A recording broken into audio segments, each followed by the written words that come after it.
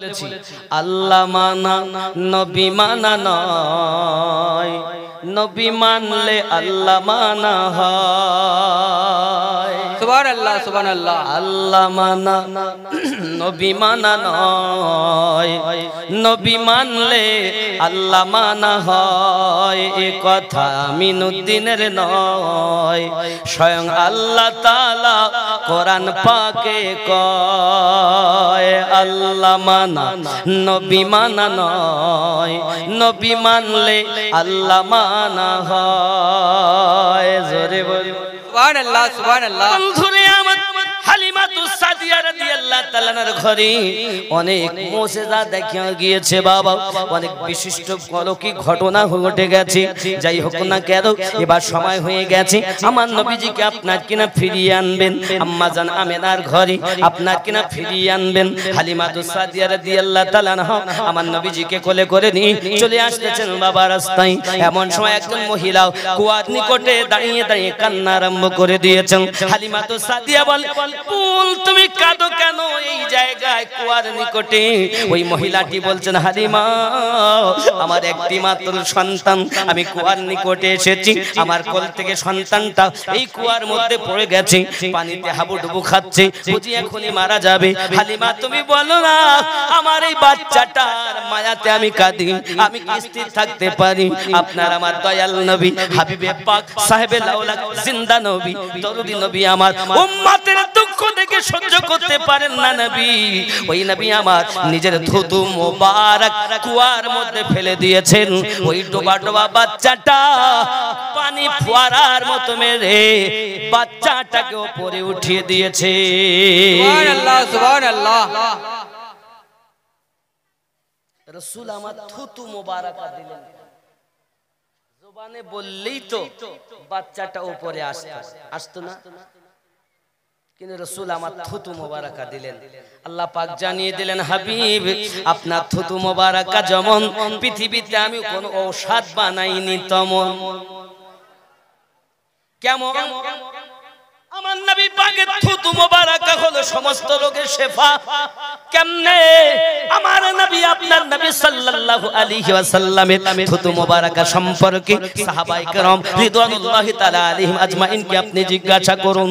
দরুদি নবী সাল্লাল্লাহু আলাইহি সাল্লামের প্রিয় সাহাবায়ে কেরাম জিহাদের মাঠে যখন আপনার কি নাও বাবাজি আমার ক্ষত বিক্ষত দেহ হয়ে গেছে, আমার আপনার নবী পাকের থুতু মোবারকা নিয়ে ওই ক্ষত জায়গাতে লাগিয়েছেন, সঙ্গে সঙ্গে ভালো হয়ে গেছে।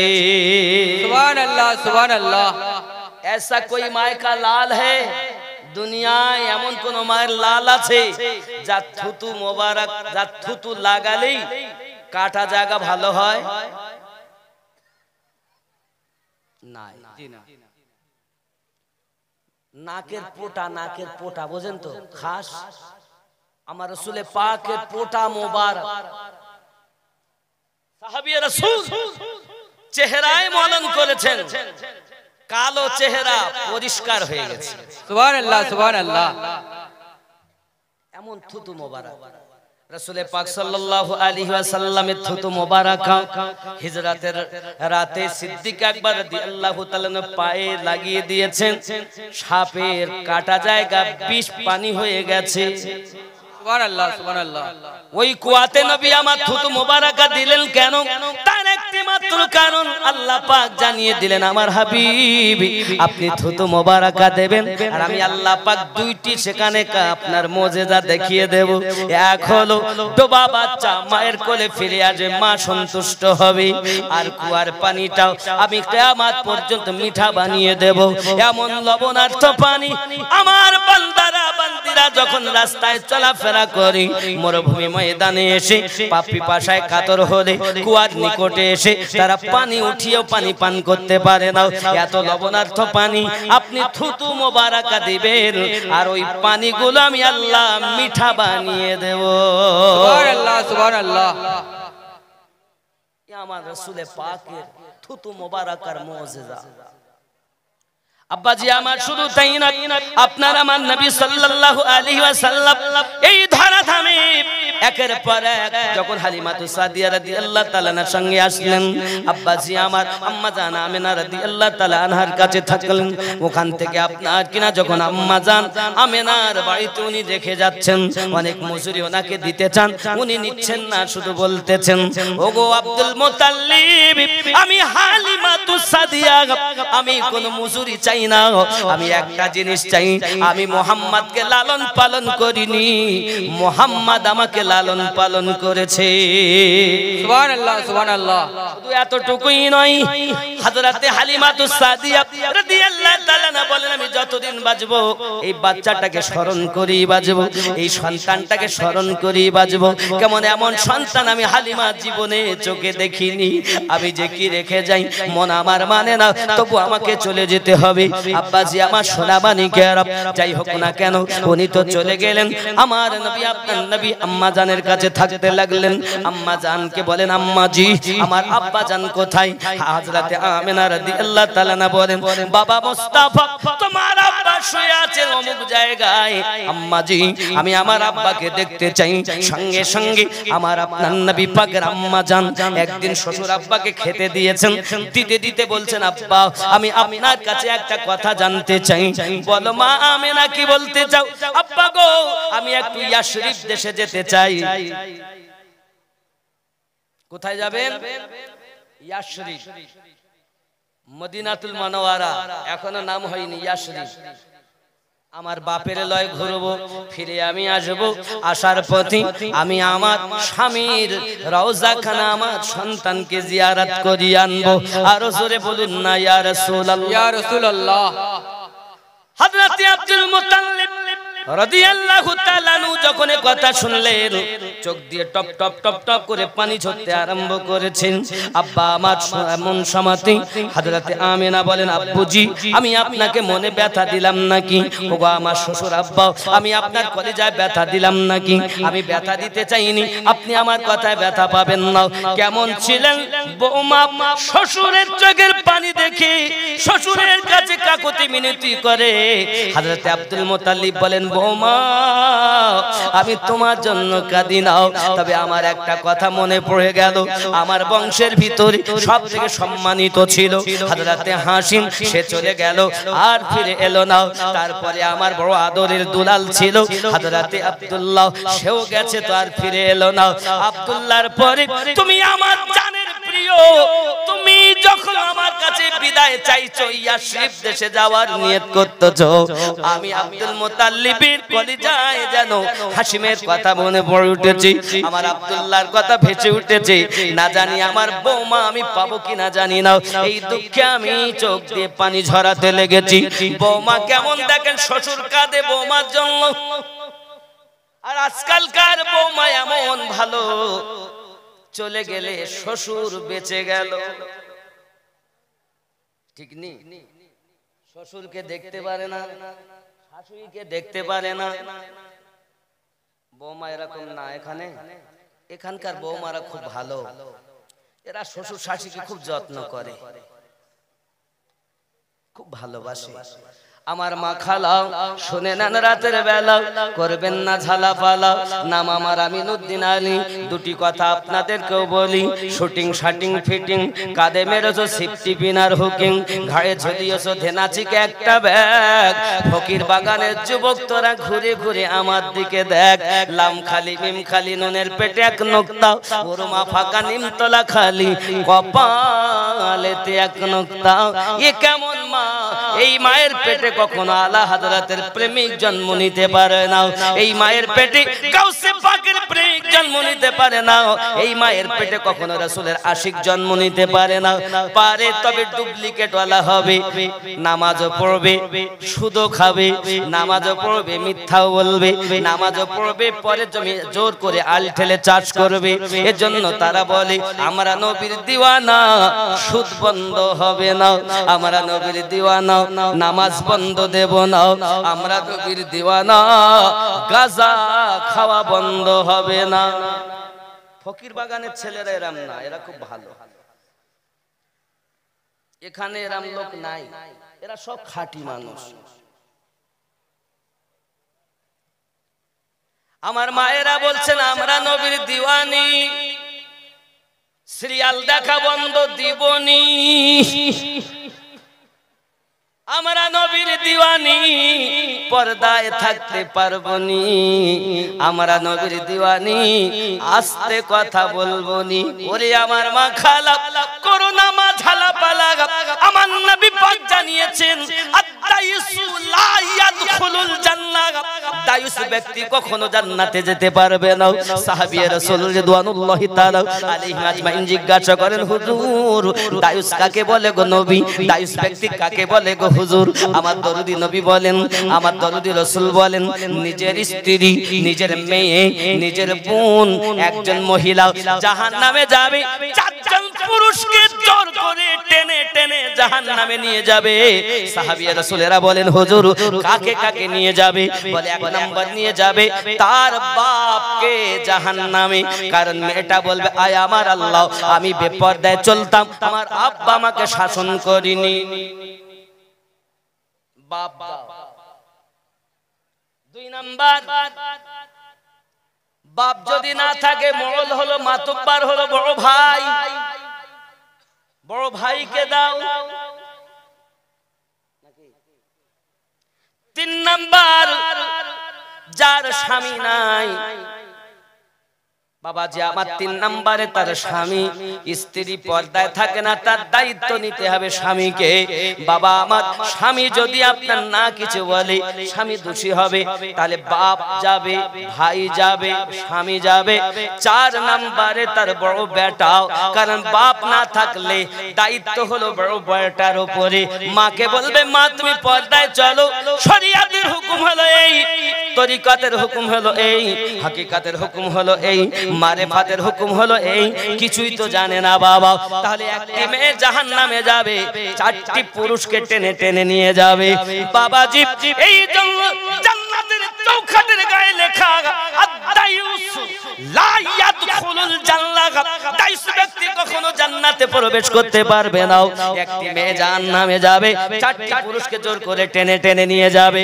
কোন মা যদি ঘরের ভিতরে কথা বলে, তার গলার আওয়াজটা যদি উঠানের লোক শুনতে পায়, উঠোন বোঝেন, উঠান আগুনে, আগুনে আগুন বলেন তো, ঘরের ভিতর পাঁচিল দেওয়া, চতুর্দিকে ঘর আলাদা, ঘরের যে পাশে একটা ফাঁকা জায়গা থাকে ওটাকে কি বলেন? আগিনা বলেন তো, আমাদের দিকে উঠোন বলে, এই মুর্শিদাবাদে আগিনা। আগিনা কোন মা সাবালিকা ঘরের ভিতরে যদি কথা কয়, তার আওয়াজ যদি আগুনের লোক শুনতে পায়, জিহ্বা টেনে 40 মাইলের মতো লম্বা করা হবে কিয়ামতের দিন। ওই জিহ্বার উপর দিয়ে জাহান্নামী মানুষ চলাচল করবে। আমার মা তুমি জোরে কথা বলো না মা। আর একটু ঝগড়া হলে কি করে? মা যায় এখানকার মায়েরা ভালো, এরা সব করে টরে।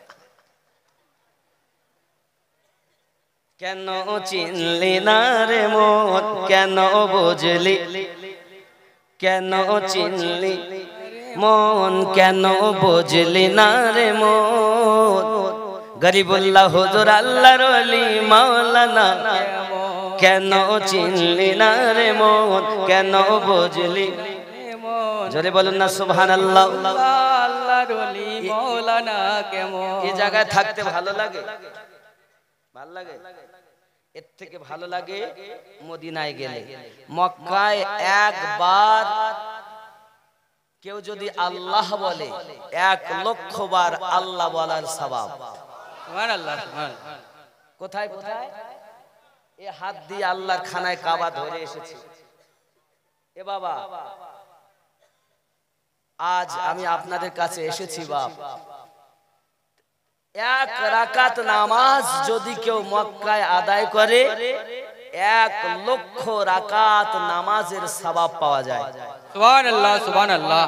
মদিনায় যদি কেউ একবার রাসূলুল্লাহ বলে, 50,000 বার রাসূলুল্লাহ বলা সওয়াব পায়। সুবহানাল্লাহ সুবহানাল্লাহ। 1 রাকাত নামাজ যদি কেউ মদিনায় আদায় করে 50,000 রাকাতের সওয়াব পাওয়া যায়। সুবহানাল্লাহ সুবহানাল্লাহ।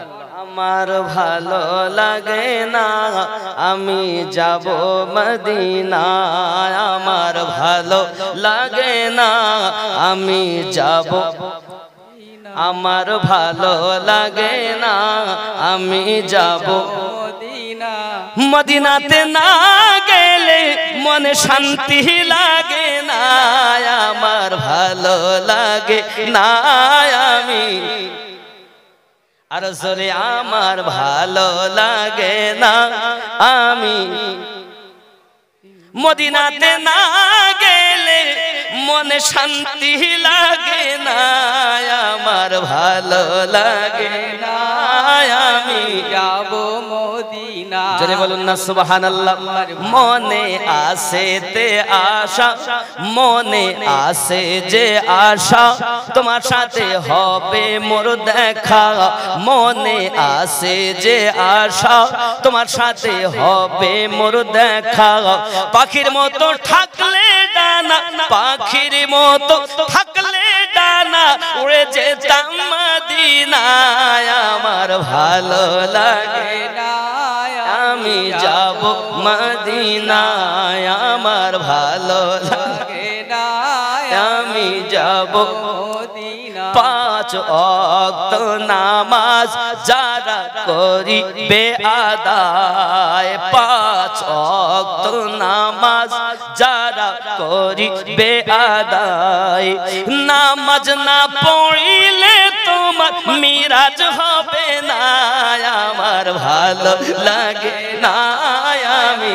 যাব মদিনা। না, আমার ভালো লাগে না আমি যাব মদিনা। মদিনাতে না গেলে মনে শান্তি লাগে না, আমার ভালো লাগে না আমি যাব মদিনা। জোরে বলুন না ইয়া রাসূলুল্লাহ। ইয়া রাসূলুল্লাহ। এ যুবক কত টাকা কত দিকে আপনি দিচ্ছেন, আল্লাহর নবীর রওজা একবার জিয়ারত করে আসুন, কত শান্তি পাবেন আপনি মনে বলতে হবে না বাবা। কতদিন 5 ওয়াক্ত নামাজ পড়েছি, 40 ওয়াক্তের নামাজ পড়েছি, যেতাম ওয়াক্তের নামাজে নীল গম্বুজ খানা দেখতাম, কলিজা কেঁদে ফেটে যেত।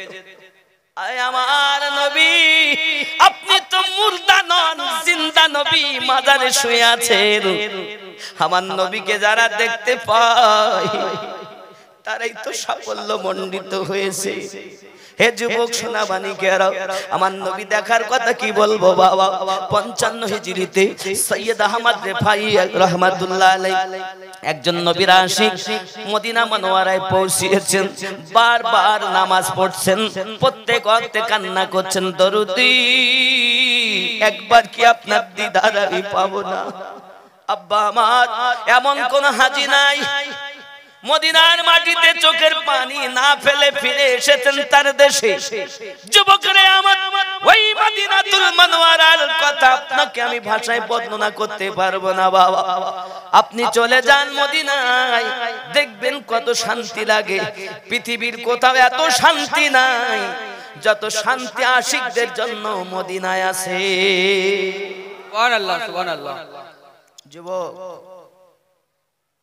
আমার আপনার নবী সাল্লাল্লাহু আলাইহি সাল্লামের রওজার কাছে সৈয়দ আহমদ রেফাই কান্না করছেন, হুজুর একবার আমাকে দেখা দিন, একবার আমাকে দেখা দিন, একবার আমাকে দেখা দিন। এক এক করে 40 ওয়াক্তের নামাজ হয়ে গেল। কোন হাজিদের 8 দিন, কারো বা 9 দিন, কারো বা 10 দিন, কারো বা 12 দিন, কারো বা 14 দিন থাকার নসিব হয়ে যায়। বাবাজিরা আমার, কমপক্ষে 40 ওয়াক্তের নামাজ মদিনায় আদায় করতে হবে। এরপরে মুআল্লিমদের উপরে দায়িত্ব থাকে, যার যেমন ভাবে টিকিট হয়েছে তার তেমন ভাবে মদিনায় থাকা জোটে যায়। আব্বাজি আমার সোনা মানিক সৈয়দ আহমদ রেফাই রাহমাতুল্লাহ আলাইহি আমার রাসূল পাকের রওজার কাছে কাঁদছেন, হুজুর আপনি তো জিন্দা নবী, একবার আমাকে দেখা দিন, আমি ভারতের মাটি থেকে এসেছি, একবার আপনার দিদার আমি পেতে চাই। বাবাজিরা আমার, নবী দু জাহান সাল্লাল্লাহু আলাইহি সাল্লামকে দেখতে পেলেন না, বিদায় নামাজ চলে যেতে হবে মদিনা ছেড়ে। আশিকে রাসূল সৈয়দ আহমদ ভাই রাহমাতুল্লাহ আলাইহি রাসূলে পাক রওজার কাছে কান্না শুরু করে দিয়েছেন। হুজুর, যদি চেহারা দেখাতে কষ্ট হয়, অন্তত একটি হাত মোবারক আমাকে দেখিয়ে দেন, আমি অন্তত হাতখানা দেখি, ভারতের মাটিতে যেন বলতে পারি আমার নবী মাজারে জিন্দা নবী। সুবহানাল্লাহ সুবহানাল্লাহ। কেটে জারে জার হয়ে গেছে, আল্লাহর হাবিব মাজারের ভিতরে থাকতে পারলেন না, মাজার ভিতর থেকে নিজের একটি হাত মোবারক বার করে দিয়েছে। চিৎকার মেরে বলুন না ইয়া রাসূলুল্লাহ। আমার সোনা মানিকেরা, নবী আমার মাজারে জিন্দা, আমরা জিন্দা নবীর কলেমা পড়ি। যদি বলেন হুজুর আমার নবী পাকের রওজায় যাওয়া তো শিরক বিদআতের ফতোয়া দেয় না, বাবা দাও, কোন মৌলবি আপনাকে কি বলেছে? আপনি মোল্লার কথা মানবেন না, আল্লাহর কথা মেনে চলুন। সূরা নিসা আয়াত নাম্বার 64 তে আমার আল্লাহ পাক আমার নবীর দরবারে যাওয়ার অর্ডার দিয়েছেন। জোরে বলুন না ইয়া রাসূলুল্লাহ। আল কোরআন সূরা নিসা আয়াত নাম্বার 64 আল্লাহ পাক বলেন, বিসমিল্লাহির রহমানির রহিম, ওয়ালাউ আন্নাহুম ইয যালামু আনফুসাহুম জাউকা ফাস্তাগফিরুল্লাহ ওয়াস্তাগফারা লাহুমুর রাসূল লাওয়াজাদুল্লাহা তাওয়াবার রহিমা। যুবক আমার সোনা মানিকেরা, আমার আল্লাহ পাক কোরআন শরীফে জানান, আয় আমার বান্দা বান্দি, ওয়ালাউ আন্নাহুম ইয যালামু জাউক, কেউ যদি নিজের নফসের প্রতি জুলুম করে বসো, তোমরা আমার নবীর দরবারে চলে যাও। সুবহানাল্লাহ সুবহানাল্লাহ। কি করবে যাওয়ার পরে? আমি আল্লাহর কাছে ফাস্তাগফিরুল্লাহ, আমি আল্লাহর কাছে ক্ষমা ভিক্ষা চাইবে, ওয়াস্তাগফারা লাহুমুর রাসূল, আর তোমাদের পক্ষ থেকে নবী আমার কাছে সুপারিশ করবেন, লাওয়াজাদুল্লাহ তাওবাবার রহিমা, আমি আল্লাহ তাআলা তোমার তওবাকে কবুল করে নেব, গফুরুর রহিম হয়ে যাব। কবুল করবেন আল্লাহ, ক্ষমা করবেন আল্লাহ, সুপারিশ করবেন কামলিওয়ালা।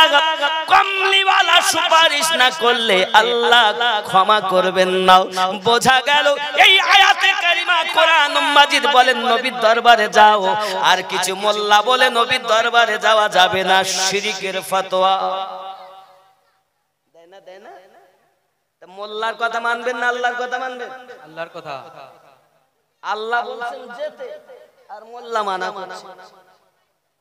আব্বাজি আমার সোনা মানিকেরা, শুধু তাই নয় বাবা, এই আয়াতের তাফসীর পড়তে গিয়ে মদিনার একজন ব্যক্তি নিজেকে গুনাহগার মনে করেছেন। কারণ আমরা আমাদের কলব জিন্দা নাই, আমাদের রুহু জিন্দা নাই, আমাদের সির জিন্দা নাই, আমাদের খফি জিন্দা নাই, আমাদের আকফা জিন্দা নাই। যদি পাঁচ লতিফা জিন্দা হয়ে যেত তাহলে আমাদের ভাব কিছু আলাদা হয়ে যেত। আমি নিজে অন্ধ, চোখ বুঝালে দেখতে পাই না, কিন্তু আল্লাহ ওয়ালা যারা তারা চোখ বুঝিও চোখ চেয়েও तमाम দুনিয়া দেখলে। সুবহানাল্লাহ সুবহানাল্লাহ। তোমার মধ্যে তো ভাবই নাই, তুমি তো চোর, নামাজ পড়তো আর মনে করছো বাহ, নামাজবিহীন ৭৩টা দলের একটা দল বলে না, সবাই নামাজের কথা বলে, কিন্তু নামাজ পড়েও জাহান্নামে যাবে। তার কারণ কি জানেন? একটাই কারণ, বেশি না, একটা। আপনার ব্রেনও চিন্তা হবে, আপনি ভাববেন যে হুজুর নামাজ পড়ে জাহান্নামে যাবে কেন? নামাজে বলছে আল্লাহুম্মা সাল্লি আলা মুহাম্মাদিন ওয়া আলা আলি মুহাম্মাদ, বলছে না? সবাই তো এই কথা বলে। ৭৩টা দল সবাই নামাজ পড়েন, সবাই এ দরুদ নামাজে গিয়ে পড়ছেন, পড়ছে কিনা বলেন? কিন্তু ওয়া আলা আলে মুহাম্মাদ তার মানে কি? নবীর আল। আল্লাহ পাকের রাসূলকে আল্লাহ বলতে বললেন, নবী গো আপনি সবাইকে বলুন কোরআন আমি এনে দিয়েছি, রোজা আমি এনে দিয়েছি, যাকাত আমি এনে দিয়েছি, হজ আমি এনে দিয়েছি, তামাম জাহান তোমাদের জন্য দিয়েছি। চন্দ্র আমার ওসিলায় আল্লাহ বানিয়েছেন, সূর্য আমার ওসিলায় আল্লাহ বানিয়েছেন, রাত আল্লাহ সৃষ্টি করেছেন, দিন আল্লাহ সৃষ্টি করেছেন। সৃষ্টি করনে ওয়ালা আল্লাহ, ওসিলা আমি রাসূলুল্লাহ। আয় আমার উম্মত, আমি কিছু চাই না, শুধু একটা জিনিস চাই। নবী সব দিয়ে গেছেন, কিছু চাননি, একটা জিনিস চেয়েছেন। সেটা কি বলেন তো? না, সূরা সূরা, আমি হাদিসের দলিল দিচ্ছি না, সব কোরআন থেকে দিচ্ছি। সূরা আশ-শুরা আয়াত নাম্বার 23 আল্লাহ পাক বলেন, নবী আপনি বলুন, বিসমিল্লাহির রহমানির রহিম, কুল লা আসআলুকুম আলাইহি আজরান ইল্লাল মাওয়াদ্দাতা ফিল কুরবা। আয় আমার নবী আপনি বলে দিন, আমি আল্লাহ, আয় আমার উম্মত, আমি তোমাদের কাছে কিছু চাই না, শুধু একটা জিনিস চাই। আমি যাহা কিছু এনে দিয়েছি আল্লাহর পক্ষ থেকে তোমাদের মাঝে, তার বদলা কিছু চাই না, খালি চাই আমার কুরবাতদারদেরকে মোহাব্বত করো। সুবহানাল্লাহ, সুবহানাল্লাহ। কুরবাতদার কারা? আলী, ফাতেমা, হাসান, হুসাইন। জোরে বলেন সুবহানাল্লাহ, সুবহানাল্লাহ। সব নবী দিয়েছেন, কিছু চাননি, একটা জিনিস চেয়েছেন, সেটা হলো আহলে বায়াতের মোহাব্বত। সুবহানাল্লাহ, সুবহানাল্লাহ। আল কোরআন। তাহলে আমরা নামাজে গিয়ে প্রত্যেকেই বলি, আল্লাহুম্মা সাল্লি আলা মুহাম্মাদিন ওয়া আলা আলি মুহাম্মাদ সাল্লাল্লাহু আলাইহি ওয়াসাল্লাম, বলি কিনা? এই ওয়া আলা আল মানি আলী, ফাতিমা, হাসান আর হুসাইন। নামাজ কার? নামাজ কার ইবাদত? আল্লাহ। কোরআন তেলাওয়াত কার ইবাদত? আল্লাহ। রুকু করি নামাজে কার ইবাদত? আল্লাহ। সিজদা করি কার ইবাদত? আল্লাহ। সবই আল্লাহর জন্য। কিন্তু নামাজে গিয়ে আহলে পাক বিহীন আবার নামাজ হচ্ছে না। আলী, ফাতিমা, হাসান, হুসাইন বিহীন আল্লাহর ইবাদত হয় না। আর নামাজ থেকে বাইরে এসে ও আহলে বায়াতকে মানে না। বুঝে নিতে হবে, এই হলো মহা শত্রু। তার মানে জাহান্নামে যারা যাবে এই আহলে পাককে না মানার কারণে, তারা জাহান্নামী হবে। কথা বুঝেছেন? আহলে বায়াত, বেলায়াত, নবুওয়াতে নবী হবে, বেলায়াতে ওলি হবে। জোরে বলেন সুবহানাল্লাহ, সুবহানাল্লাহ। আপনি কোন মোল্লার কথা মানবেন না। এখনকার এমন একটি সময়, এই সময়ে আপনি যে কথা জীবনে শুনতে পাননি, এখন সেটা শুনতে পাবেন। পাচ্ছেন না? আপনি খেয়াল করেন, পাচ্ছেন। এসব কথা পূর্বপুরুষ জীবনে শুনেছেন আপনারা, এখন শুনছেন। এর জন্য আপনারা দায়ী নই, আমরা যারা বক্তা, স্টেজের লেকচারার, আমরা দায়ী। আপনি চান কিনা যে এখন ইসরায়েল ধ্বংস হোক আর ফিলিস্তিন এ দুশ্মনী থেকে হেফাজতে থাকুক, সুস্থ থাকুক? চান কি চান না? জি, জোরে বলেন সুবহানাল্লাহ। আমরা যদি এখন শুধু তাকবীর দেই, ফিলিস্তিন, ফিলিস্তিন জিন্দাবাদ, ইসরায়েল মুর্দাবাদ, ইসরায়েল মুর্দাবাদ, ফিলিস্তিন জিন্দাবাদ, আমাদের তাকবীরে কাজ হবে? জি না। আচ্ছা, আমরা কি, আমাদের ভারত সরকার বলছে, ভারত সরকার সে একবার ইসরায়েলের এতে পা দেয় আর একবার ফিলিস্তিনে পা দেয়, দুই দিকে পা দেয়। দুই দিকে পা দিয়ে থাকতে পারবে? তাহলে ফিলিস্তিনে মসজিদে আকসা আছে নাকি? কত মানুষকে অসহায় তারা মেরে দিয়েছে, শেষ করে দিয়েছে, শহীদ হচ্ছে তারা। আপনারা বলুন, খুব বুকে হাত দিয়ে চিন্তা করুন, আমরা কি সরকারের বিরুদ্ধে লড়াই করতে পারবো? আমরা এই ফকির বাগান থেকে কি আমরা ফিলিস্তিনে যেতে পারবো? কথা বলেন। জি না। তাহলে আমাদের তাকবীর দেওয়াই সার নাকি? আমাদের তাকবীর দেওয়াই সাত। তাহলে আমাদের কি করতে হবে? আমরা সত্যি যদি ফিলিস্তিনকে জয়যুক্ত চাই, তাহলে আমাদের জন্য উপায় হলো ইসরায়েলের সঙ্গে সম্পর্ক ছিন্ন করা। ঠিক কিনা বলেন? আচ্ছা, আপনারা কোকো কোলা খান? কোকো কোলা কথা বলেন, খান তো? আপনি কোকো কোলা আজ থেকে খাওয়া বন্ধ করেন। এই ভালো করে শোনেন, খালি জিন্দাবাদ বলাতে জিন্দা হয় না। 2 নাম্বার, স্প্রাইট খান। স্প্রাইট 600 গ্রামের একটি স্প্রাইট আপনি কিনে আনছেন, হয়তো কোথাও 36 বা 40 টাকা, কেউ 30 টাকা নেয়। আপনি কি জানেন ট্যাক্স কাটতে কাটতে এসে আপনি যদি 30 টাকা দিয়ে একটা স্প্রাইট 600 গ্রামের কিনে আনেন, কম করে 14 টাকা আপনি ইসরায়েলকে সাহায্য করছেন? আপনি কি খোঁজ রেখেছেন? আপনি ইসরায়েলকে 14 টাকা সে কেটে নিচ্ছে, আপনি না দিলেও ইসরায়েলকে বন্দুক কেনার জন্য, তলোয়ার বোম বানানোর জন্য আপনি ওই একটা স্প্রাইট খরিদ করলেন, মানে 14 টাকা দিয়ে আপনি তাকে সাহায্য করলেন। আপনি জানেন? খালি বাড়িতে বসে চিৎকার মারছেন আর বলছেন এই লাইফ বয় সাবান ব্যবহার করেন তো? লাইফ বয় সাবান আজ থেকে কিনবেন না। এও ইসরায়েলের প্রোডাক্ট। কোকো কোলা ইসরায়েলের প্রোডাক্ট। 7 আপনার স্প্রাইট ইসরায়েলের। আমল দুধ কেনেন তো? এই কথা বলেন। আমল দুধ আজ থেকে কিনবেন না, ইসরায়েলের প্রোডাক্ট। আমার কথা বুঝতেছেন? শুধু তাই নয়, কিল্লিং পানি বোতলে, এ পানিও ইসরায়েলের।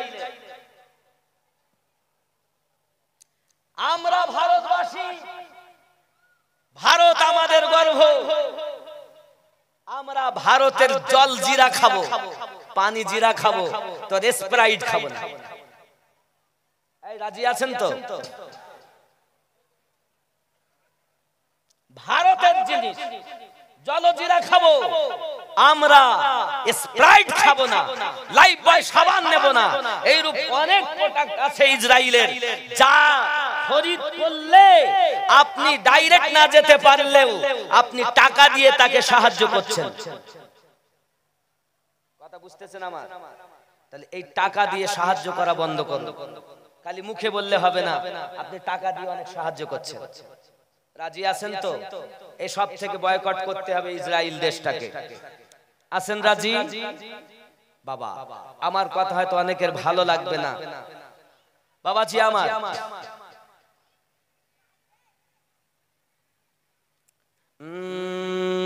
জন্ম আমার নবীর যুগে হলে কেমন হতো,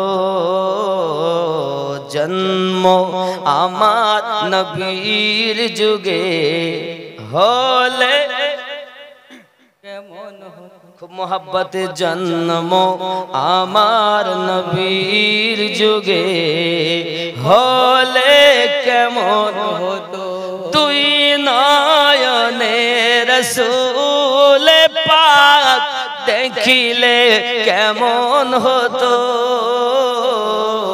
জন্ম আমার নবীর যুগে হলে কেমন হতো, জন্ম আমার নবীর যুগে হলে কেমন হতো। কেন কেন? তুই নয়নে রসূল পাক দেখিলে কেমন হতো। সবাই মোহাব্বতে, তুই নয়নে রসূল পাক দেখিলে কেমন হতো, জন্ম আমার নবীর যুগে হলে কেমন হতো। আসতো ভেসে হযরত বেলালের মধুর আযান যে আযানে ছিল এমন প্রেম মুগ্ধ রহমান দয়ার নবীর পিছে নামাজ দয়ার নবীর পিছে নামাজ পড়িলে কেমন হতো দয়ার নবীর পিছে নামাজ পড়িলে মন হতো কেন দু নয়নে রসূল পাক দু নয়নে রসূল পাক দেখিলে কেমন হতো জন্ম আমার নবীর যুগে হলে কেমন হতো কেমন ছিল দৃশ্য মদিনার দেখছেন সব সাহাবী খেলছে নাতি হাসান হোসাইন পাশে দয়াল নবী নবী ডাকছেন নাতি হাসান শুনিলে কেমন হতো নবীর কাঁধে খেলছে হোসাইন দেখিলে কেমন হতো দু নয়নে রসূল পাক দু নয়নে রসূল পাক দেখিলে কেমন হতো জন্ম আমার নবীর যুগে হলে কেমন সবার আওয়াজ নিচে থেকে মাথা থেকে মাথা পর্যন্ত আশিকে নবী জন্ম আমার নবীর যুগে হলে কেমন হতো কেন তু নয়নে রসূল পাক দেখিলে কেমন হতো জন্ম আমার নবীর যুগে হলে কেমন হতো তিনি কত আলোচনায় থাকতাম আমরা অধম তিনি কত আলোচনায় থাকতাম আমরা অধম সামনে রসূল পাক হতেন পাশে সাহাবাগণ আবু বকর ওমর উসমান আলী সঙ্গী কেমন হতো তু নয়নে রসূল পাক দেখিলে কেমন জন্ম আমার নবীর যুগে হলে কেমন হতো আল্লাহ কবুল করেন আর আল্লাহ ফকির বাগানের মানুষের আশা পূর্ণ করে দিন যদিও না আমরা আপনার রওজা দেখতে পাই ঘুমের মাধ্যমে আল্লাহ তোমার নবীর দিদার নসিব করে দিও জোরে বলেন আল্লাহুম্মা আমিন আল্লাহু আমিন। বন্ধুরে আমার হযরত সৈয়দ আহমদ রেফাই রাহমাতুল্লাহ আলাইহি মদিনাতুল মুনাওয়ারায় আমার দারুদি নবী পাকের হাত মোবারকায় বুসা দিয়েছেন চুমা দিয়েছেন আমরা জিন্দা নবীর কলেমা পড়ি আমরা মুর্দা নবীর কলেমা পড়ি নাও সূরা নিসার আয়াত নাম্বার 64টাও তেলাওয়াত করে মদিনার একজন ব্যক্তি নিজেকে পাপী মনে করি বাবা মদিনাতুল মুনাওয়ারায় পৌঁছে গেছেন যাওয়ার পরে সাহাবী রাসূলদেরকে দেখেছেন জিজ্ঞাসা করছেন ভাই গো আজ কালী কামলিওয়ালা রাসূলুল্লাহ সাল্লাল্লাহু আলাইহি সাল্লামকে কি আপনি দেখেছেন বলতে পারবেন উনি কোথায় আছেন জিজ্ঞাসা করেন ভাই আপনি কে বলে আমার বাড়ি ইয়াশরিবে কিন্তু আমি কখনো নবী দেখি নাই কোরআন মাজিদের একটি আয়াত আমি তেলাওয়াত করেছি 64 নাম্বার আয়াত যে আয়াতে আল্লাহ বলেছেন রাসূলের দরবারে যেতে আর আল্লাহর কাছে ক্ষমা চাইতে আর নবী আমাদের পক্ষ হয়ে আল্লাহর কাছে সুপারিশ করবেন আল্লাহ বলেছেন আমি আল্লাহ ক্ষমা দেব তাই আমি এসেছি নবী পাক যদি আমার জন্য একটু সুপারিশ করেন তাহলে আমার জীবনের গোলা গুনাহ খাতা আল্লাহ maaf করে দিবে বলেন না আমার নবী কোথায়? সঙ্গে সঙ্গে সাহাবী রাসূল চোখের পানি ঝরিয়ে দিয়েছেন। কে গো আপনি? কে আপনি? আপনি এসেছেন আজ নবী খুঁজতে। আমাদের দয়াল নবী আমাদেরকে এতিম বানাইয়াও, আমাদেরকে এতিম বানাইয়াও। নবী আমার মাজারে শুয়ে পড়েছেন। আব্বাজি আমার সোনা মানিকের সাহাবী রাসূল কথা বললেন না, নবী তো দুনিয়া থেকে ইন্তেকাল করেছেন, এখন নবী আর দেখতে পাবে না। উনি বলতে চাইলেন, ভাইজান আপনি যদি নিজেকে ক্ষমা করাতে চান রওজার কাছে চলে যান। নবী ইন্তেকালের পরও জিন্দা নবী। সুবহানাল্লাহ সুবহানাল্লাহ। আপনি বলছেন বেদাত আর সাহাবায়ে কেরামের মুহাব্বত, আপনি বেদাতের ফতোয়া নিয়ে বসে থাকেন, আমাদের আপত্তি নাই। আব্বাজি আমার সোনা মানিক, সেই ব্যক্তি আমার রাসূলে পাকের রওজার কাছে গেলেন, যাওয়ার পরে কান্না শুরু করেছেন। তেরে দরবার মে আনা মেরা কাম থা और मेरी बिगड़ी बनाना तेरा काम है। জোরে বলুন সুবহানাল্লাহ। মাজারের ভিতর থেকে আওয়াজ আসতেছে, मेरे दर मेरे कदमों में आना तेरा काम था, तेरा बख्शवाना मेरा काम है। মাজারের ভিতর থেকে আওয়াজ আসতেছে, কদ গুফির লাগ, যাও তোমার গুনাহ আল্লাহ maaf করে দিয়েছেন। সুবহানাল্লাহ সুবহানাল্লাহ। ইন্তেকালের পরও আমার নবী পাক উম্মতের গুনাহ maaf করিয়ে নেন, এমন নবীর উম্মত আমরা। প্রমাণ সূরা নিসা আয়াত নাম্বার 64 আপনি খুলে দেখুন, জোরে বলুন না ইয়া রাসূলুল্লাহ। তাহলে আমরা পৃথিবীর কোন মোল্লার কথা মানব না, আল্লাহর কথা মানব, আমরা জিয়ারত করতে যাব। সুবহানাল্লাহ সুবহানাল্লাহ। এখন আমরা ফকির বাগানের মানুষ, রামপুরহাট বীরভূম জেলার মানুষ, সবাই তো আর মদিনায় যেতে পারি না। সঙ্গে সঙ্গে আমার আল্লাহ বলেন, আমার নবীর তো আল্লাহ আমার দরবার, নবীর দরবার আমি আল্লাহর দরবার, আমার নবী প্রেমিকদের দরবার, আমার নবীর দরবার। যারা আমার মেহবুব ওলি বান্দাদের দরবারে চলে গেল, তারা আমি আল্লাহর দরবারে চলে এলো। সুবহানাল্লাহ সুবহানাল্লাহ। খেয়াল করেন আমার কথা না, কোরআন। আব্বাজি আমার সোনা মানিক, আউলিয়া হলো দুই রকম। কয় রকম? আউলিয়া দুই রকমের।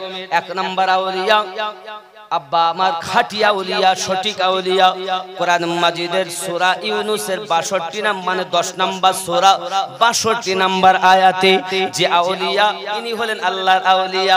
আর 2 নাম্বার ডুপ্লিকেট আউলিয়া হলো 7 নাম্বার সূরা 3 নাম্বার আয়াতে যে আউলিয়া, এটা হলো ডুপ্লিকেট আউলিয়া। এই ডুপ্লিকেট আউলিয়ার কাছে যেতে আল্লাহ নিষেধ করেছেন। ইবলিস হলো পীর, সেটা হলো ইবলিস দুনিয়াবি পীর। ইবলিস বড় জুব্বা মাথায় আপনি গায়ে দিত, মাথায় পাগড়ির মাগুরে রেখেছিল, লম্বা দাড়ি ছিল, নামাজ পড়তো। ইবলিস বড় পীর ছিল। তাহলে মিন দুনিহি আউলিয়া, যারা হবে ইবলিসের আউলিয়া, দুনিয়ার আউলিয়া, তাদের কাছে যাওয়া যাবে না, আল্লাহর আউলিয়ার সঙ্গ ছাড়া যাবে না। বেশক বেশক। কোরআন বলছি, আমি বলিনি। এবার আপনি বলবেন হুজুর কোরআন শরীফে কি আছে বায়াত হওয়া? বাবাজি আমার খেয়াল করেন, কোরআন শরীফে আল্লাহ পাক বলেন সূরা আল কাহাফ আয়াত নাম্বার 17, আল্লাহ পাক বলেন বিসমিল্লাহির রহমানির রহিম, মান ইয়াহদিল্লাহু ফাহুয়াল মুহতাদি ওয়া মান ইউদ্লিল ফালান তাজিদা লাহু ওয়ালিয়াম মুরশিদা। আমি আল্লাহ পাক আল্লাহ তাআলা মান ইয়াহদিল্লাহু, আমি আল্লাহ যাদের হেদায়েত দান করি তারা হেদায়েত প্রাপ্ত হয়।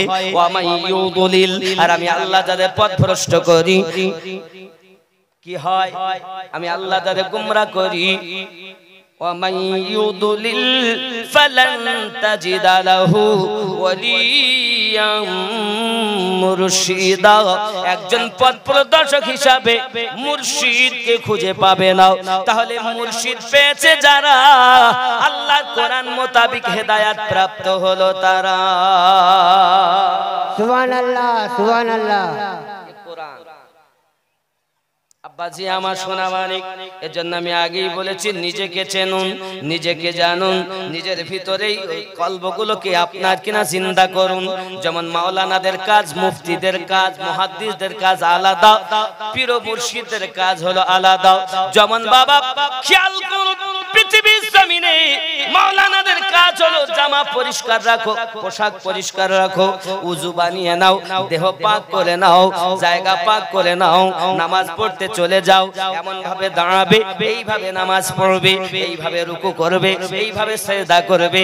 বাবা আমার ওপর পরিষ্কার করে দেওয়া, ওপর পাক করে দেওয়া মাওলানাদের কাজ, আর ভিতর পরিষ্কার করে দেওয়া আল্লাহর ওলিদের কাজ। সুবহানাল্লাহ। ভিতর পরিষ্কার করে দেওয়া ওলিদের কাজ। আব্বাজি আমার সোনা মানিক, আল্লাহর আউলিয়াদের কাজ আলাদা, সাধারণ আলেম ওলামাদের কাজ আলাদা। বাবা আমার সোনা মানিকেরা, আল্লাহর ওলিকে সাধারণ মনে করবেন না। আল্লাহর ওলি মানে আল্লাহর বন্ধু। ওগো আমার সোনা মানিক, আল্লাহর ওলিদের সঙ্গ নিন, আল্লাহর ওলিদের সঙ্গ চলুন, ইহ জগতে লাভ হবে, পর জগতে লাভ হবে। আব্বাজি আমার আল্লাহর ওলি হিন্দুস্তানের রাত। বাবা আমার ওলিদের গোড়া যদি আমি ধরতে চাই, তাহলে নবী নবুয়াতের নবী হবে, বেলায়াতে আল্লাহর ওলি হবে। বেলায়াত এসেছে আল্লাহ পাক থেকে নবী পাক, আর নবী পাক থেকে আপনার কেনাও বেলায়াত ভাগ হয়েছে। বাবাজি আমার খেয়াল করুন, 1400 সাহাবী গাছের নিচে বায়াত গ্রহণ করেছে। বেলায়াতের সম্রাট হলেন মাওলা আলী। জোরে বলুন সুবহানাল্লাহ। সুবহানাল্লাহ। সুবহানাল্লাহ। সম্রাটকে মাওলা আলী। এজন্য আমরা বলি নারায়ে হায়দারি। ইয়া আলী। জোরে নারায়ে হায়দারি। ইয়া আলী। কে বলছে নারায়ে হায়দারি বলা যাবে? বলছে না? সূরা আল মাইদা আয়াত নাম্বার 67 খুলে দেখুন। আব্বাজি আমার এখানে হলো বেলায়াতের আয়াত এসেছে। আমার নবী পাক হাত ধরে বলেছেন, মান কুনতু মাওলাহু ফাহাযা আলিউন মাওলাহু। আমি নবী যাদের যাদের মাওলা, আমার আলী তাদের তাদের মাওলা। সোনা মানিক আমার, পৃথিবীর জমিনে মাওলা আলী কারমাল্লাহুল কারীম সকলের মাওলা। শুধু এতটুকুই নয়, আবু বকর রাদিয়াল্লাহু তাআলা নু আর ওমর রাদিয়াল্লাহু তাআলা নু, দুইজন সাহাবী সঙ্গে সঙ্গে উঠে বলেছিলেন, নবী গো, আপনি আজ আলীকে মাওলা বলে দিলেন, আমি আবু বকর আমি ওমর আলীকে মাওলা বলে মেনে নিলাম। সুবহানাল্লাহ। সুবহানাল্লাহ। যুবকরে আমার, আমি বুঝাতে চাচ্ছি পৃথিবীর জমিনে নবুয়াতে নবী হয়, বেলায়াতে ওলি হয়। নবুয়াত শেষ হয়েছে, কিন্তু বেলায়াত আপনার চলতে থাকবে। ও আমার সোনা মানিকেরা, আমার আপনার নবী সাল্লাল্লাহু আলাইহি ওয়াসাল্লাম আম্মা জান এমন সময়তে শ্বশুর আব্বাকে বলছেন, আব্বুজি আমি আপনার যদি অসন্তুষ্ট হন, চোখের পানি যদি আপনার পড়ে, আমি যাব না, আমি আমার বাপের বাড়ি বেড়াতে যাব না। না বৌমা যাও, আমি তোমাকে বাধা দেই না। আমার দাদু ভাইয়ের কান্না আমি আব্দুল মুত্তালিব সইতে পারি না। আরো জোরে বলুন না ইয়া রাসূলুল্লাহ। ইয়া রাসূলুল্লাহ। হযরত আব্দুল মুত্তালিব বৌমাকে যেতে বললেন, বৌমা গোছগাছ করে নিয়েছেন, দাসী উম্মে আয়মানকে সাথে নিয়েছেন, আর নিজে আপনার কিনা গোছগাছি নিয়েছেন। আমার রাসূল পাককে ঠিকভাবে নিয়ে দুইটি উটের উপরে যাচ্ছেন, একটাতে দাসী উম্মে আয়মান, একটাতে আমার নবী এবং নবী পাকের আম্মা আজান। জোরে বলেন সুবহানাল্লাহ। সুবহানাল্লাহ। কোথায় যাচ্ছেন? কোথায়? ইয়াশরিফ দেশে, মদিনাতুল মুনাওয়ারাতে যাচ্ছেন। আব্বাজি আমার মদিনাতুল মুনাওয়ারায় আমার আপনার নবী পাক সাল্লাল্লাহু আলাইহি সাল্লাম যাবেন, যেই কিনা উটের উপরে বসে গেছেন। আব্দুল মুত্তালিব রাদিয়াল্লাহু তাআলা আনহু এমনি করে লাঠি ঠেকা দিয়ে দাঁড়িয়ে রয়েছেন। হে বাবাজি আমার, বৌমার উটের উপরে চাপা দেখে নিজে বেহুশ হয়ে পড়ে গিয়েছেন। সঙ্গে সঙ্গে বৌমা নিচে নেমেছেন, আমার আম্মা জান নিচে নেমে এসেছেন। আসার পরে শ্বশুর আব্বার মাথা মোবারক জাঙ্গের উপরে নিয়ে আপনার চোখে বুলাচ্ছেন, পানি দিচ্ছেন, মাথায় পানি দিচ্ছেন। এমন সময় আপনার কিনা বলছেন যেই হুঁশ ফিরেছে, আব্বুজি আপনার যদি অমত হয় আমি না যাব না, বেড়াতে যাব না, আমার স্বামীরাও দাদা কাতে নিয়ে যাব না, আব্বার বাড়িতে যাব না। আব্বা আমার সোনা মানিকেরও। সঙ্গে সঙ্গে আব্দুল মুত্তালিব বলেন, বৌমা আমার কোনো অসুবিধা নাই, তুমি চলে যাও। আল্লাহর হাবিব সাল্লাল্লাহু আলাইহি সাল্লামকে নিয়ে আম্মা জান আমেনা রাদিয়াল্লাহু তাআলা ইয়াশরিফ দেশে যাচ্ছেন, মদিনাতুল মুনাওয়ারাতে রওনা দিয়েছেন। মদিনার মানুষ সংবাদ পেয়েছেন আমিনার মুস্তাফাকে নিয়ে দাসী উম্মে আয়মানকে সঙ্গে করে নিয়ে মদিনার মানুষ আনন্দে আত্মহারা আমার নবী পাক সাল্লাল্লাহু আলাইহি সাল্লামকে নিয়ে হযরত আমিনা রাদিয়াল্লাহু তাআলা আনহা যখন ইয়াশরিব দেশে পৌঁছালেন আব্বা আমার নবীকে সবাই কোলে করে নেয় আল্লাহর হাবিবের কদম জমিনে পড়তে দেয় না জোরে জোরে বলুন ইয়া রাসূলুল্লাহ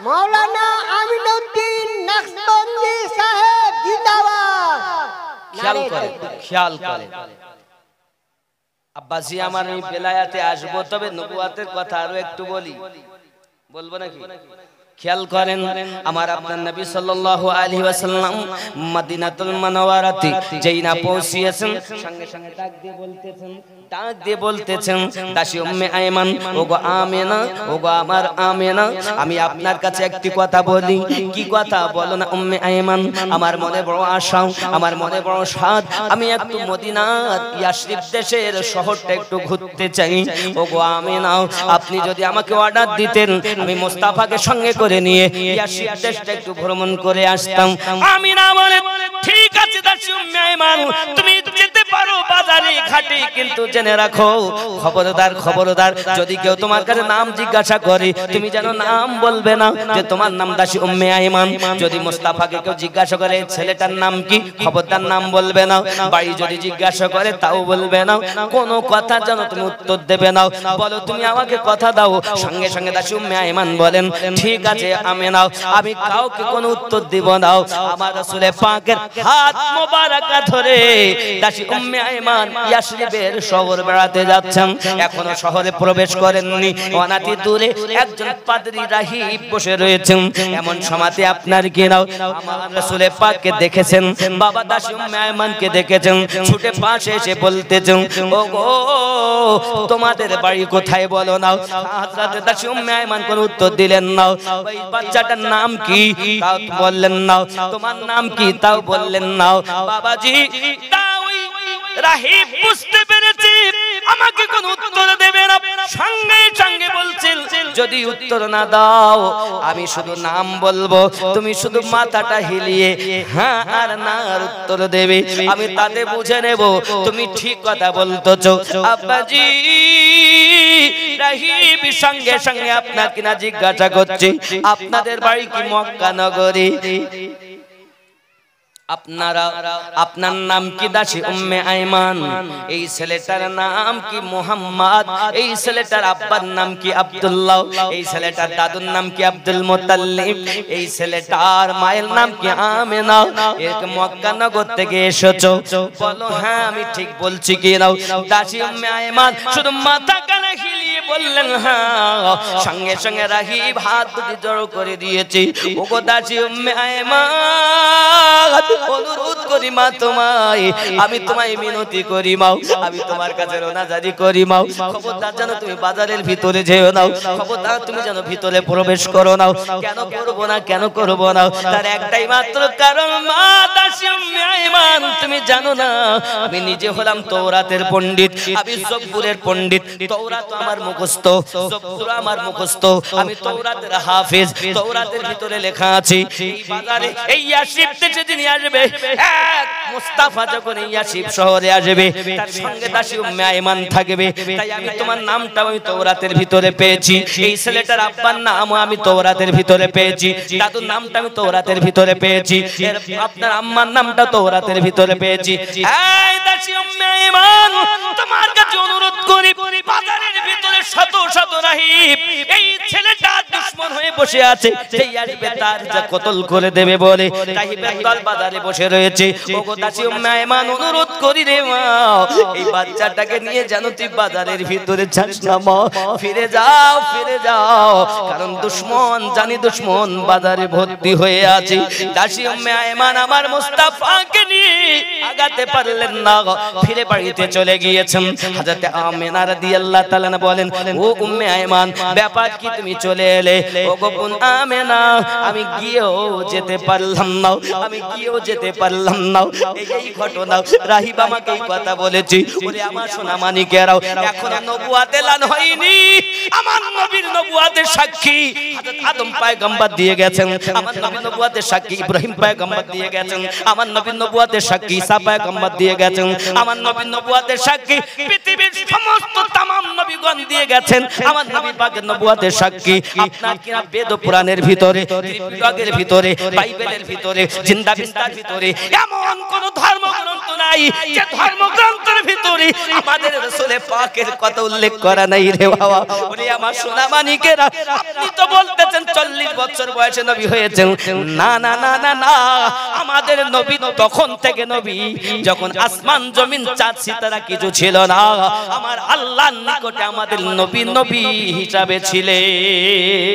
সুবহানাল্লাহ, নারে রিসালাত, ইয়া রাসূলুল্লাহ, সাহেবে বক্তা জিন্দাবাদ। কিছু কি বুঝতেছেন? আমার নবী পাকের জীবনী বলবো নি? বলবো বলবো বাবা আমার খুব খেয়াল করুন। আমাকে অনুরোধ করা হয়েছে গার্জিয়ানদের পক্ষ থেকে নবীর জীবনী শুনলে বলে নবীর জীবনী বলছি। এখন আমি যে জন্মের পর থেকে, তো জন্মের পর থেকে যদি আমি ওইদিকে থাকতাম হালিমা তো সাজার বাড়িতে, ওই বাড়ির থেকে আসতে পারতাম না, শেষ টাইম শেষ। এজন্য আমি সব কেটে কুটি কেটে কুটি ছেটে ছেটে কিছু আগিয়ে। মা বোনদের কি সমস্যা হচ্ছে? আপনারা একটু বসুন। মায়েরা অসুবিধা আছে, একটু বসুন, আপনারা বসুন। মায়েদের অসুবিধা আছে একটু, এজন্য যাচ্ছে, অসুবিধা নেই। যারা সামনের দিকে এগিয়ে আসুন, অসুবিধা নেই। আপনাদের জন্য কয়টা আমল বলে যাব, চিন্তা নেই মা।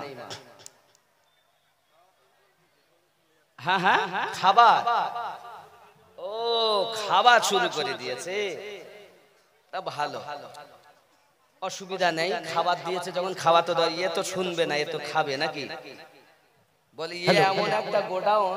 মাফ করবেন, আমাদের একটি বাচ্চা আছে, মায়ের নাম টুম্পা, আব্বার নাম শুকুর। মা আপনি কোথায় আছেন? আপনার বাচ্চা আমাদের মধ্যে আছে। একটু দরুদ আল্লাহুম্মা সাল্লি আলা সাইয়্যিদিনা মাওলানা মুহাম্মদ ওয়া আলা আলি সাইয়্যিদিনা মাওলানা মুহাম্মদ। নবীর দেশে চলো না,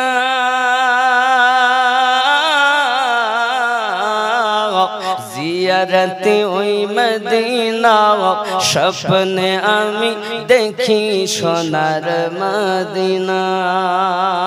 জোরে বলুন, নবীর দেশে চলো না,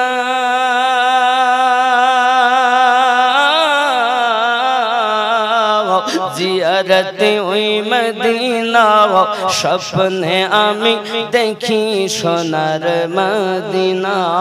আমার নবী সোনার ছবি, দু জাহানের নূরের নবী।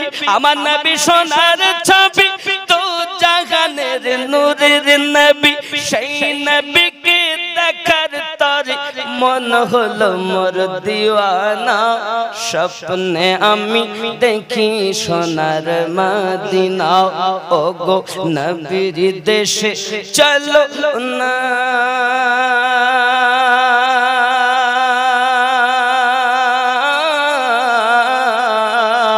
জিয়ারতে ওই মদিনা, স্বপ্নে আমি দেখি সোনার মদিনা।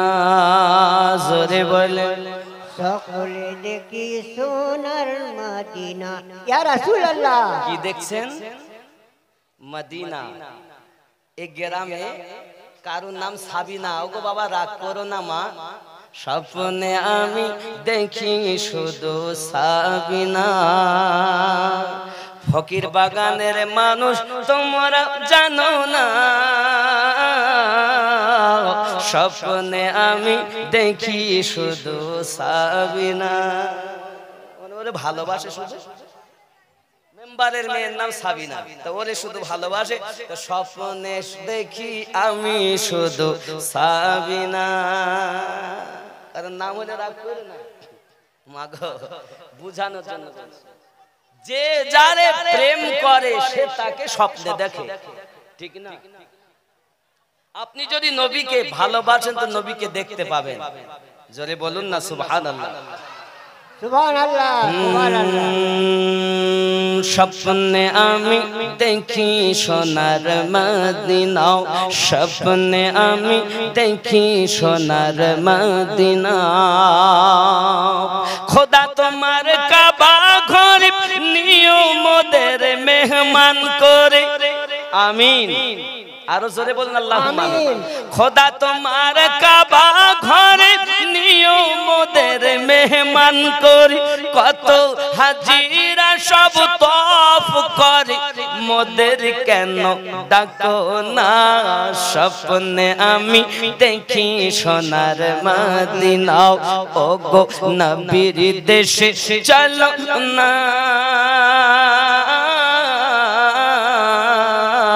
জিয়ারত ওই মদিনা স্বপ্নে আমি দেখি সোনার মদিনা জোরে বলো সুবহানাল্লাহ গ্রামের লোকে দাওয়াত খাই বলে ডেকে ডেকে সুবহানাল্লাহ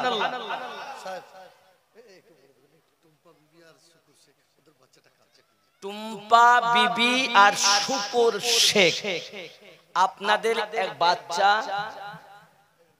স্টেজে আছে এই বাচ্চাটা যার বাচ্চা তিনি নিয়ে যান অসুবিধা নাই শুকুর ভাই স্ত্রী হয়তো টুম্পা মায়ের নাম টুম্পা আব্বার নাম শুকুন মাশাআল্লাহ মাশাআল্লাহ যাক আল্লাহ রহম করুক বাচ্চাটা যার নিয়ে যাবেন হয়তো ইনশাআল্লাহ কেঁদো না তোমার মা আসবে এক্ষুনি তোমার মা আসবে ওই নাকি এই দেখো তোমার মা এসে গেছে নিয়ে যাও ওই দেখো এই মা তো ও বাবা ভেঙে যাবে সুবহানাল্লাহ যাক আল্লাহ সুবহানাল্লাহ একটু দরুদ শরীফ আল্লাহুম্মা সাল্লি আলা সাইয়্যিদিনা মাওলানা মুহাম্মদ আলে সাইয়্যিদিনা মাওলানা মুহাম্মদ সাল্লু আলা মুহাম্মদ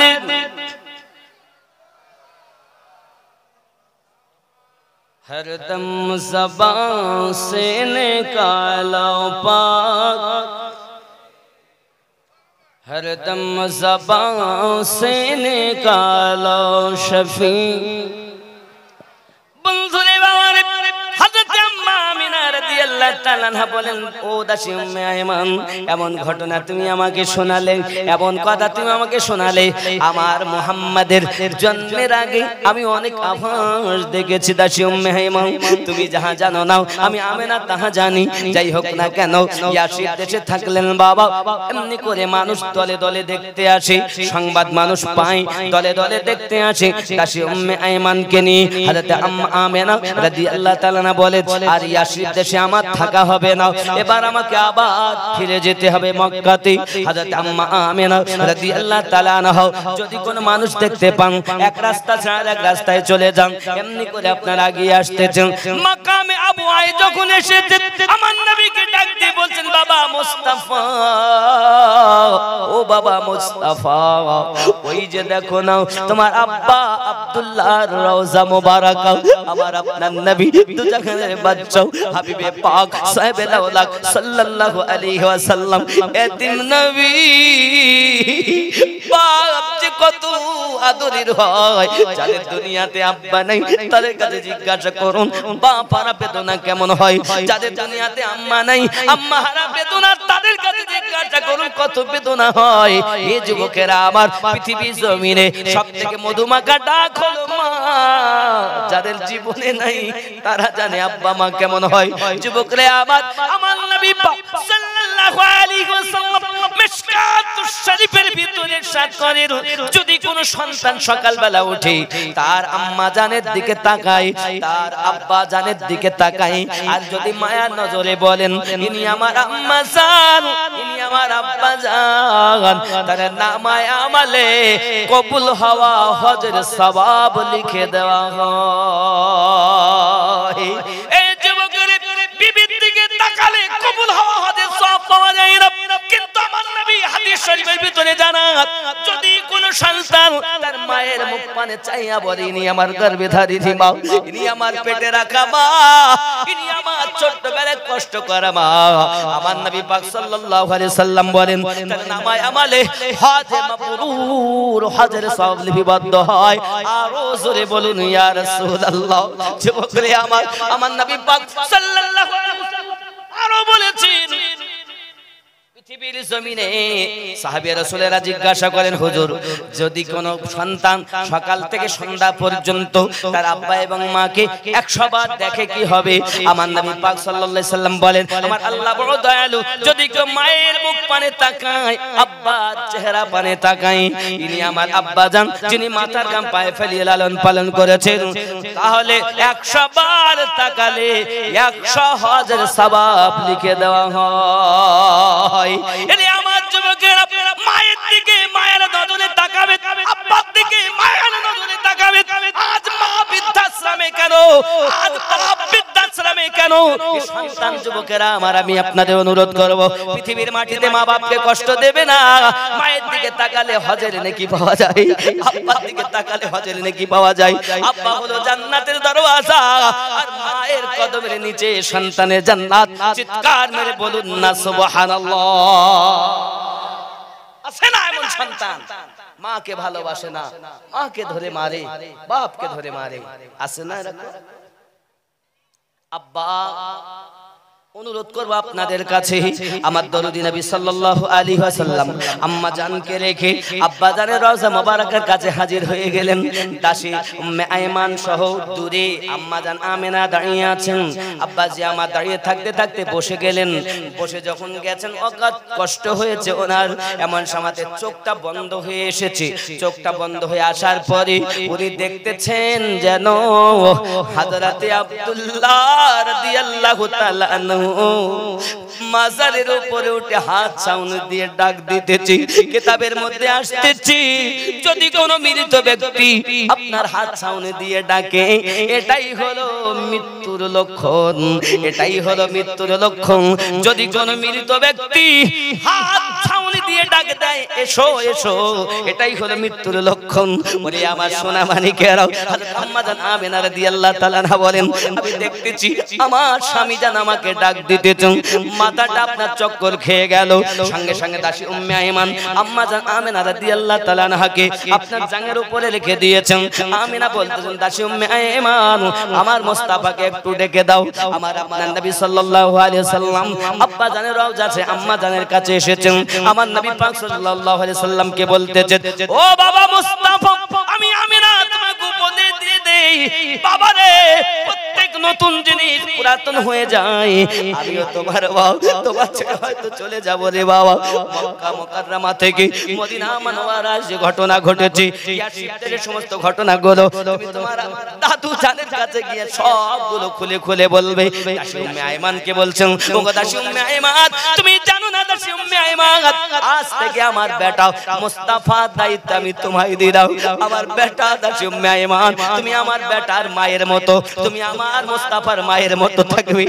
দাসী উম্মে আয়মান পৃথিবীর জমিনে আমার নবী পাক সাল্লাল্লাহু আলাইহি ওয়াসাল্লাম কেমন ভাবে আপনার ভালোবেসেছেন, লালন পালন করেছেন, সাথে থেকেছেন। যুবকেরা আমার এমনি করে উপদেশ দিতে দিতে দিতে দিতে দয়াল নবীর গর্ভধারিণী আম্মা জান আমেনা সালামুল্লাহি আলাইহা চোখ দুটি বন্ধ করে নিয়েছেন। ইন্না লিল্লাহি ওয়া ইন্না ইলাইহি রাজিউন। নবী পাকের আম্মা ইন্তেকাল করেছেন। আমার নবী পাক কান্না শুরু করে দিয়েছেন। শিশু নবী মায়ের পাশে বসে বসে কাঁদে রে, আরশের পায়া হিলে রে। জিন্দা নবী মায়ের পাশে বসে বসে কাঁদে রে, আরশের পায়া হিলে রে। নূরের নবী মায়ের পাশে বসে বসে কাঁদে রে, আরশের পায়া হিলে রে। বাড়ি গিয়ে কাকে আমি ডাকিব দয়াল আম্মা,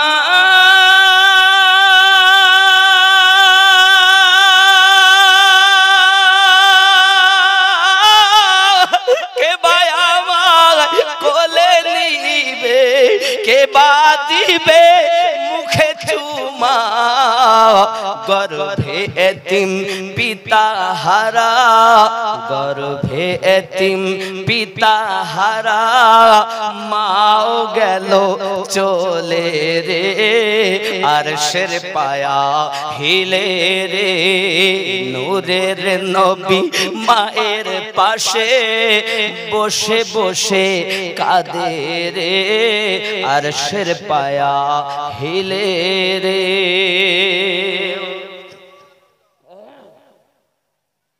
বাড়ি গিয়ে কাকে আমি ডাকিব দয়াল আম্মা,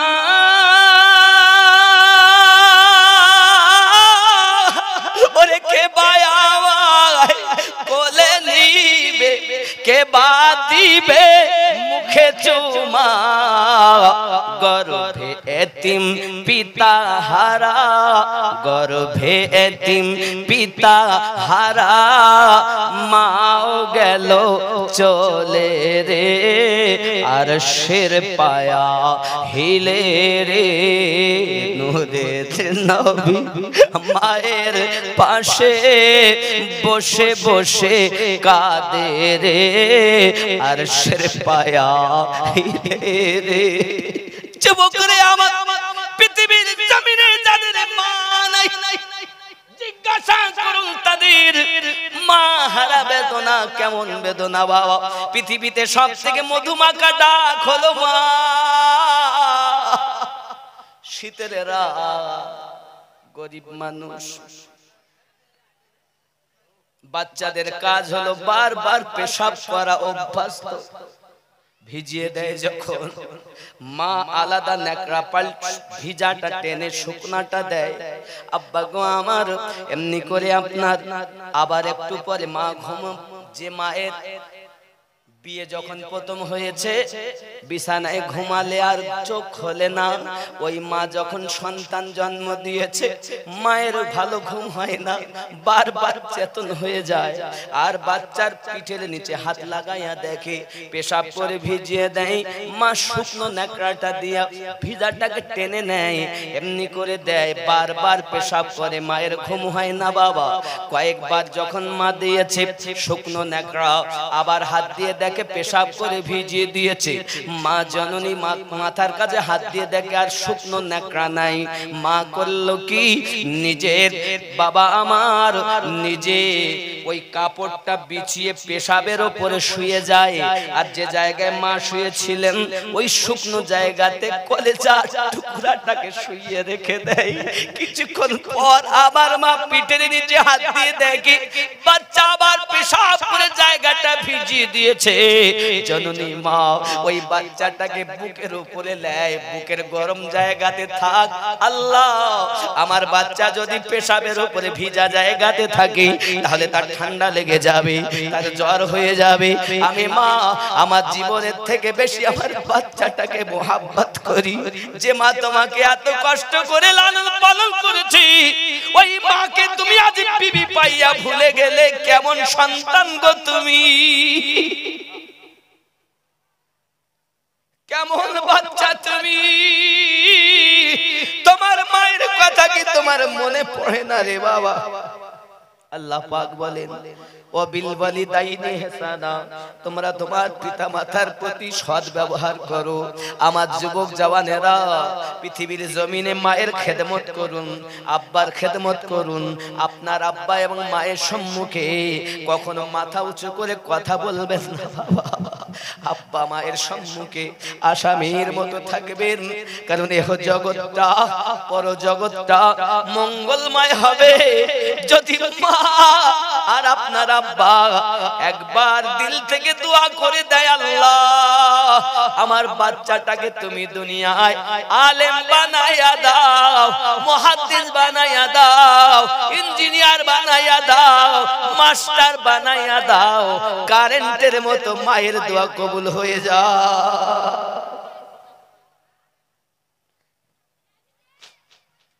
আপনি তো মায়ের দোয়া নিতে জানেন না, আপনি তো আব্বার দোয়া নিতে জানেন না। কি সন্তান হয়েছেন আপনি, আব্বা মারা গেছে, মা চলে গেছে, সন্তান এখনো বেনামাজি। আব্বা চলে গিয়েছে, সন্তান এখন সুদ খায়, মা নাই, সন্তান এখনো তাস খেলে। আফসোস, তুমি যে কুপথগামী হয়েছো, তোমার কুপথগামী হওয়ার জন্য তোমার মা যে কবরে আযাব পায়, তোমার বাপ যে কবরে আযাব পায়। আয় আমার বন্ধু, আমার সোনামানিক, নিজে বাপ মায়ের জন্য কিছুই করতে পারেননি, তো কবরেও তাদের শান্তিতে থাকতে দিচ্ছেন না কেন? কেন আপনি সুদ খাবেন? কেন আপনি মদ পান করবেন? কেন আপনি গাঁজা খাবেন? কেন আপনি নামাজ ছেড়ে দিবেন? কেন আপনি সত্য পথে চলবেন না আমার যুবক? এই পৃথিবীর জমিনে আজ আমরা এই ফকির বাগানে, আমরা হুজুরের রওজার পার্শ্ববর্তী ময়দানে জালসায় বসেছি। কে জানে আগামীতে আবার আমাদের চার চোখের মিলন ঘটবে, হতেও পারে এটাই আমার জীবনের শেষ কথা, হতেও তো পারে এটাই আমাদের জীবনের শেষ জালসা।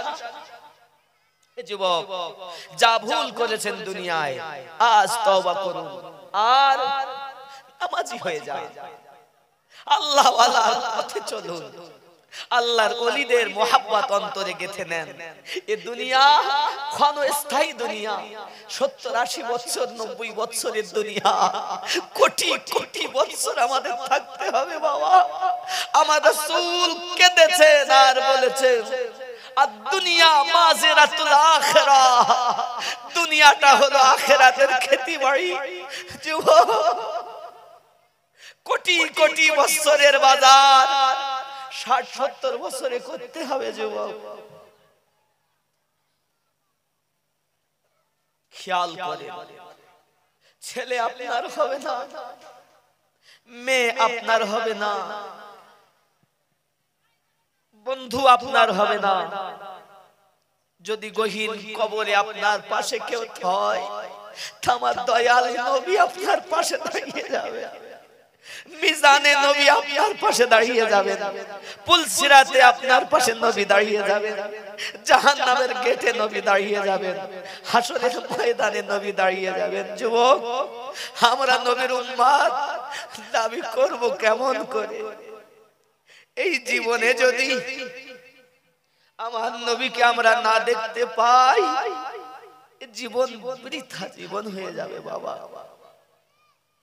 আল্লাহ পাক রব্বুল ইজ্জাত যেন আমাদেরকে মরার আগে মরে যাওয়ার মতো তৌফিকটুকু দান করেন। আরো জোরে বলুন আল্লাহুম্মা আমিন, আরো জোরে বলুন আল্লাহুম্মা আমিন। বাবা,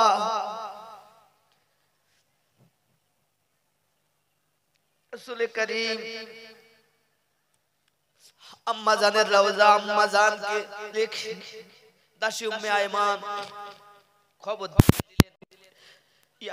দেশ থেকে মানুষ আসার পর সেখানে দাফন করে দাসী উম্মে আয়মান আমার নবীকে নিয়ে মক্কায় ফিরতেছেন।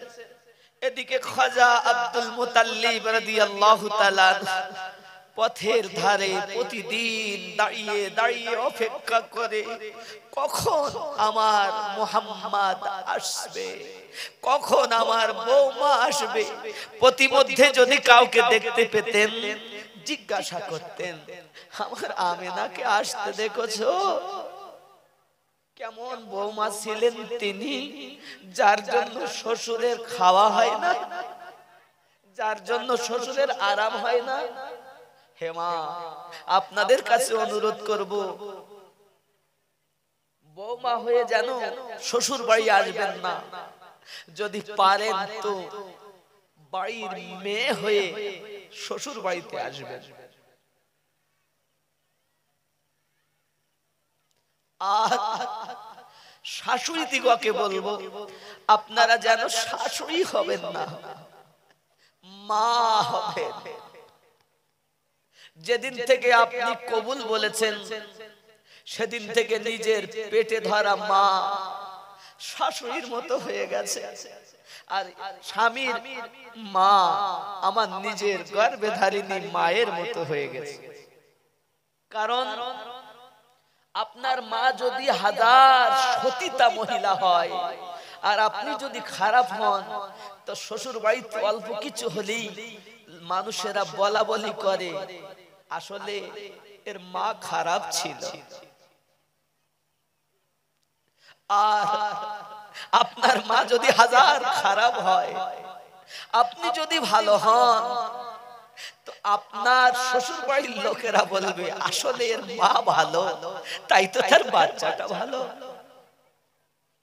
আমার জননী শাশুড়ি হবেন না, মা হবেন, বৌমা হবেন না, কন্যা হবেন।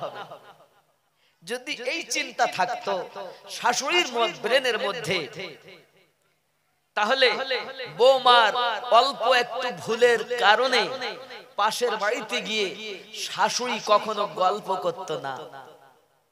অনেক মায়েরা আছে দেখবেন, শাশুড়িরা যদি বৌমা একটু ভুল করে বসে না, তো পাশের বাড়িতে গিয়ে গল্প করে। সে যদি নাও আসে, তার ওর বাড়িতে গিয়ে বলে, জানো আমাদের বৌমাটা এই করেছে।